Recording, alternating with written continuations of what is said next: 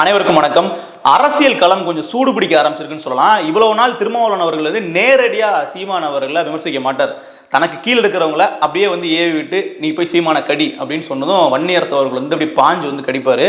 ஆனா இந்த தடவை பார்த்தீங்கன்னா திருமாவர்களே நேரடியாக சீமானை பார்த்து உங்ககிட்ட ஒரு கவுன்சிலர் இருக்கா, என்னை பார்த்து நீங்க 2 சீட்டு 4 சீட்டுக்கு நீங்க பேரம் பேசுறேன், திமுக கிட்ட போய் கையேந்திரன்னு சொல்றீங்களே, உங்ககிட்ட அதுவாச்சும் இருக்கா அப்படின்லாம் வந்து தன்னுடைய உள்ளத்தில் இருந்த குமுறல்களை அப்படி எடுத்து கொட்டியிருக்காரு. எனக்கு திருமாவர்கள் பேசுனதை கேட்கும்போது தோணுனதெல்லாம் ஒன்னே ஒண்ணுதான், அண்ணன் அது கண்ணாடி, நீங்க உங்களை பார்த்தே கேட்கிற மாதிரி இருக்கு. ஏன்னா சீமானுக்கு முன்னாடி இந்த கருத்துக்கள் எல்லாம் பேசினதே நீங்க தானே. உடனே திமுகவுக்கு கொத்தடிமை, திமுக 2 சீட்டு 3 சீட்டு அது கூட உன்னால வாங்க முடியாம தான் நீ கிடைக்கிற வெளியில ஒரே ஒரு கவுன்சிலர் சீட்ல கூட உன்னால ஜெயிக்க முடியலையே. பல பேர் இன்றைக்கு திராவிடமே தமிழர்களின் எதிரி என்று அரைவே காட்டுத்தனமாக உளறிக் கொண்டிருக்கிறார்கள். 50 ஆண்டுகள் 2 திராவிட கட்சிகள், மற்ற கட்சிகள் எல்லாம் இவர்களிடத்திலே கைகட்டி நிற்க வேண்டும், நிற்க வேண்டும். 4க்கும் 5க்கும் இடத்திலே 40 முறை போய் பேரம் பேசி பார்க்க வேண்டும், கெஞ்சி கூத்தாடி நிற்க வேண்டும்.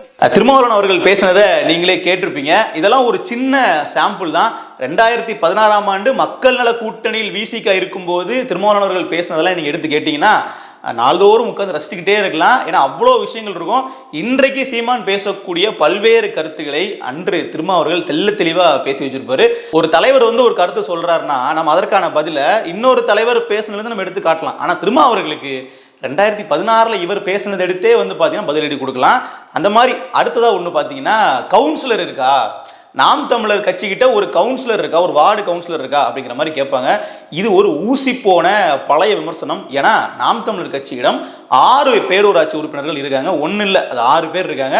அதில் குறிப்பிடத்தக்க வகையில் சொல்லணும் அப்படின்னா குளச்சல் கப்பியறை பேரூராட்சியினுடைய உறுப்பினர் ஆன்சி சோபா அவர்கள் சிறப்பான முறையில் செயலாற்றி வராங்க. அவருக்கு பள்ளி கல்வித்துறையே வந்து விருது வழங்கியிருக்காங்க. எதற்குன்னா தன்னுடைய சொந்த பணம் 24 லட்சத்தை அந்த அரசு பள்ளிக்கு கொடுத்ததுக்கு, அவர்களுடைய பேரூராட்சிக்கு உட்பட்ட.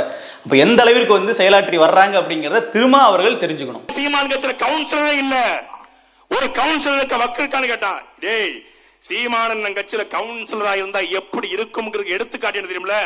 உங்கள் குளச்சல்ல கப்பியறை பேரூராட்சி இருக்கக்கூடிய சீமானுடைய தங்கை எங்களுடைய ஆன்சி சோபா ராணிதாண்டா தமிழ்நாட்டினுடைய கவுன்சிலர்களே முதன்மை கவுன்சிலர். திரள் நிதி பிச்சை எடுக்கிறான் சீமானா.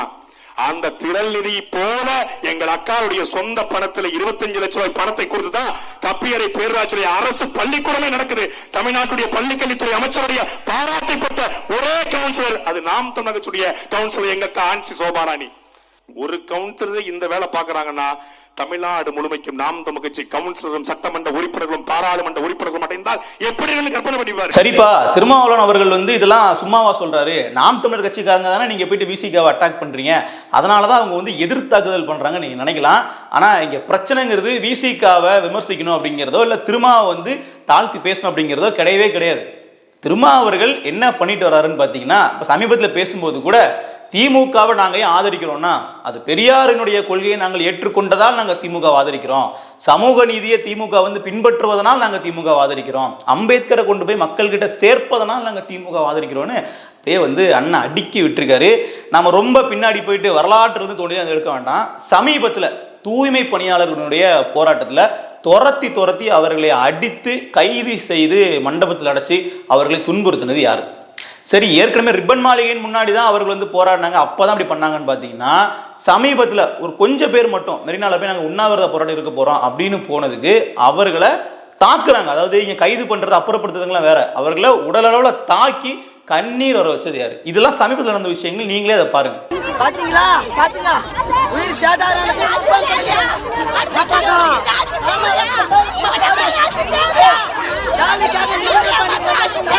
நாங்க வந்து பட்டியலின மக்களுக்காக போராடுறோம், குரலற்ற மக்களினுடைய குரலாக நாங்க ஒலிக்கிறோம் அப்படின்னு பேசக்கூடிய விசிகா இந்த தூய்மை பணியாளர் விஷயத்துல இருந்து நீங்க திமுக ஆட்சியில் நடந்த பல்வேறு பட்டியலின சமூக மக்களுக்கு எதிராக ஏவப்படும் அந்த ஒடுக்குமுறைகளுக்கு ஏன் நீங்க கொதித்து எழவில்லை?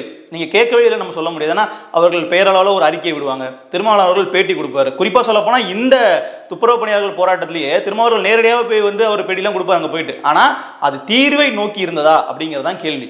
இப்போ திருமாவளவர்கள் வந்து திமுக கூட்டணியில் இருக்கிறார், அப்போ இவர் ஒரு பட்டியலின மக்களுக்காக போராடக்கூடிய ஒரு போராளி, இவர் ஒரு தலைவர், இவரை நம்ம வச்சுக்கிட்டே அந்த மக்களுக்கு எதிராக எதுவும் பண்ணிட முடியாது அப்படிங்கிற ஒரு லாபி பண்ணும்ல திமுக இருந்துட்டு. இவரை தாண்டி எதுவும் பண்ண முடியாது, அவங்களுக்கு ஒரு பிரச்சனைனா இவர் வந்துருவாரு அப்படிங்கிற ஒரு பயம் திமுக அரசுக்கு இருக்கணும்ல. அந்த மாதிரி எதுவுமே இல்லை. திருமாவர்கள் அதிகாரத்தை பயன்படுத்தி பண்ண ஒரு விஷயம் ஒன்று இருக்கு. என்னன்னா, நம்ம ஏர்போர்ட் மூர்த்தி அவர்களை கைது பண்ணுது. அதுக்கே வந்து பார்த்தீங்கன்னா இப்போ ஊரெல்லாம் சேர்ந்து திருமாவளவன் விமர்சிச்சுட்டு இருக்காங்க. காரணம் என்னன்னா, நம்ம சொந்த சமூகத்தில் இருக்கக்கூடிய ஒரு நபர், பட்டியல் சமூகத்தில் இருக்கக்கூடிய ஒரு நபரே வந்து இவர் கைது பண்றாரு. அப்ப இவர் நமக்கானவரா அப்படிங்கிற ஒரு மாதிரியான பார்வை தான் வெளியே வந்து இருக்கு. பறையர் சமூகத்தை சார்ந்த பல அமைப்புகளையும் இருக்கு. இதெல்லாம் ஒரு பக்கம் இருக்க, அதிகாரத்தை பயன்படுத்தியோ இல்லை நீங்க அதிகாரத்தை இருக்கிறத வச்சோ திமுகவை இந்த பட்டியலில் மக்களுக்கு ஏதாச்சும் பிரச்சனை பண்ணாமையோ இல்ல அந்த தூய்மை பணியாளர்கள் பிரச்சனைக்கு ஒரு தீர்வு கிடைக்கிற மாதிரியோ நீங்க ஒரு அரசியல் பண்ணீங்க அப்படின்னா நீங்கள் அதிகாரத்தில் இருக்க வேண்டிய தேவை இருக்கு. திரும்ப இங்க இல்லைன்னா இதெல்லாம் நடந்திருக்கும்.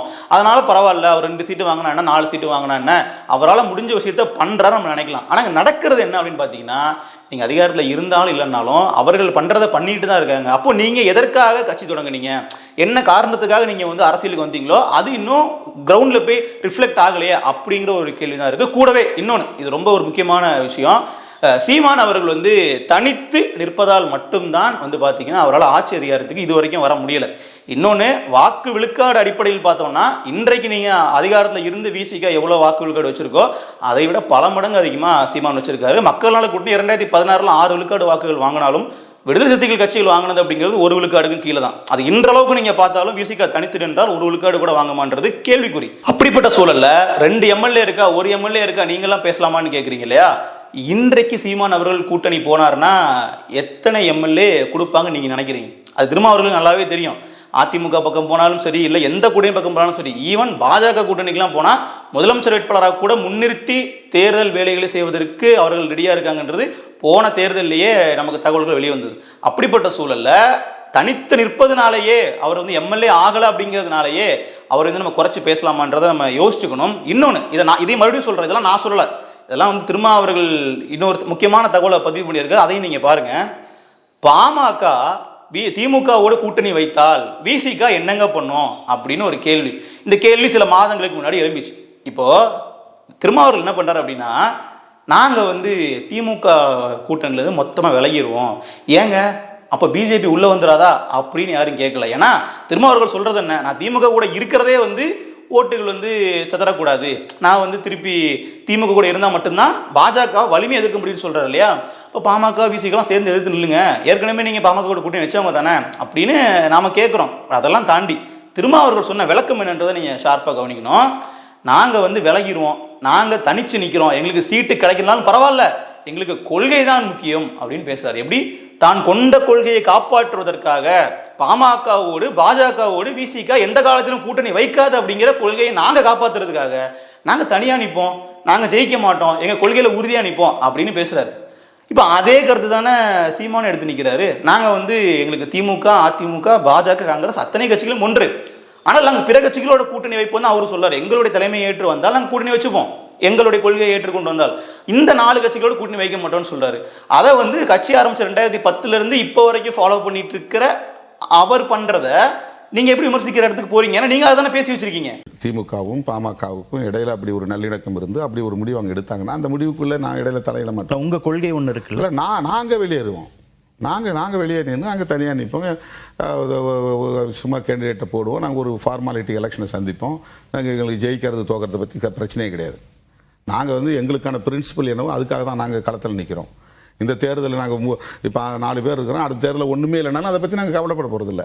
இது போதாதுன்னு அதிமுக திமுகங்கிறது கட்டு விரியன் கண்ணாடி விரியன் பாம்பு மாதிரியே, இது எந்த கட்சி கூடயும் கூட்டணி போக முடியாதுன்னு சொல்லியிருக்காரு. இப்படிப்பட்ட கண்ணாடி விரியன்களோடும் கட்டு விரியன்களோடும் நல்ல பாம்புகளோடும் மதவெறி பிடித்த சாதி வெறி பிடித்த இந்த கொடூர நஞ்சு படைத்த பாம்புகளோடு அணி சேர விரும்பவில்லை. இப்படியா நீங்க பாத்தீங்கன்னா நம்ம பேசிக்கிட்டே இருக்கலாம். திரும்ப அவர்கள் வந்து எந்தெந்த இடங்கள்லாம் வந்து அவருக்கே அவர் ஆப்பு வைக்கக்கூடிய வகையில வந்து பேசி வச்சிருக்காரு அப்படிங்கிற மாதிரி. ஸோ நம்ம சொல்ற விஷயம் அப்படிங்கிறது, நீங்க சீமான் அவர்களை நேரடி விமர்சனம் பண்ணுவதை நான் வந்து வரவேற்கிறேன். ஏன்னா இங்க ரொம்ப நாளா வந்து பாத்தீங்கன்னா நாம் தமிழர் கட்சியினரிடையே ஒரு மிகப்பெரிய குழப்பம் ஒன்று இருக்கு. திருமாவை நாம் தமிழர் கட்சியினுடைய ஆதரவாளர்கள் அட்டாக் பண்ணுவாங்க, ஆனா சீமான் அவர்கள் எப்பவுமே அதை அப்படியே கடந்து வந்து போயிடுவாங்க. அடிக்கடி தலைவர் திருமாவர்கள்ட்ட இருந்து விசிகனுடைய தலைவர்கிட்ட இருந்தே நேரடி விமர்சனம் வந்தால் மட்டும்தான் அந்த பக்கம் சீமான் கிட்ட இருந்து சில பதிலடிகள் கிடைக்கும். அப்போதான் இது இந்த கான்ஃப்ளிக்ட் வந்து ஒரு கன்க்ளூஷனை நோக்கி போகும் நான் நினைக்கிறேன். ஏன்னா ரொம்ப நாள் வந்து பார்த்தீங்கன்னா மறைச்சியே நம்ம வந்து வச்சுட்டு இருக்க முடியாது. திருமாவர்கள் அமைதியாக இருப்பார். ஆனால் வன்னியரசு போன்றவர்கள் கட்சியில் உள்ள பிற உறுப்பினர்கள்லாம் வந்து தீவிரமாக சீமான் அவர்களை ஒருமையில பேசுகிற அளவுக்கு விமர்சிப்பாங்க.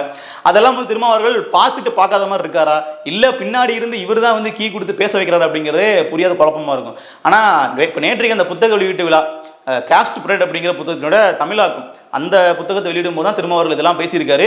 கிட்டத்தட்ட இதை நேரடியாக அவரே டிக்ளேர் பண்ணதுனால அப்போ நிச்சயமா திருமாவர்களும் சீமானுக்கு எதிர் நிலைப்பாட்டில் தான் இருக்கிறாரு. சீமான் அவர்கள் வளருவது திருமாவுக்கும் பிடிக்கல, அவர் தனிச்சு நிற்கிறதும் சீமாவர்கள் பிடிக்கல அப்படிங்கிறது வெட்ட வெளிச்சமா தெரிய வருது. இதற்கான பதிலடி இனி நாம் தமிழர் கட்சி தரப்புல இருந்து அவர்கள் என்ன சொல்ல போறாங்க அப்படிங்கிறதெல்லாம் இருக்கு. இனிமேலும் வந்து பார்த்தீங்கன்னா அப்படியே பொறுமையா திருமாவர்களை வந்து அப்படி சாஃப்ட் கார்னரோட நம்ம அணுகிறத வந்து மாத்திட்டு அவர்கள் இறங்கி அடிக்கிறது தயாரா இருக்காங்கன்றதை நமக்கு புரிய வருது. ஏன்னா சீமான் அவர்கள் சமீபத்தில் கூட மேடையில் பதிவு பண்ணியிருந்தார், நாம வந்து நம்ம எதிரி அடிக்க போகும்போது நம்ம அண்ணன் தம்பிகள்லாம் உள்ள படுத்து அவங்களை வந்து பாதுகாக்கிறாங்க, இனிமேல் யாராக இருந்தாலும் பரவாயில்லன்னு சொல்லி அடிச்சிட வேண்டியதான் அப்படின்னு அவர் சொன்னார். மேபி அது திருமாவை கூட மென்ஷன் பண்ணி சொல்லியிருக்கலாம். இனி வரக்கூடிய காலங்களில் பார்ப்போம் சீமான் வந்து திருமாவுக்கான பதில் எப்படி கொடுக்குறாரு.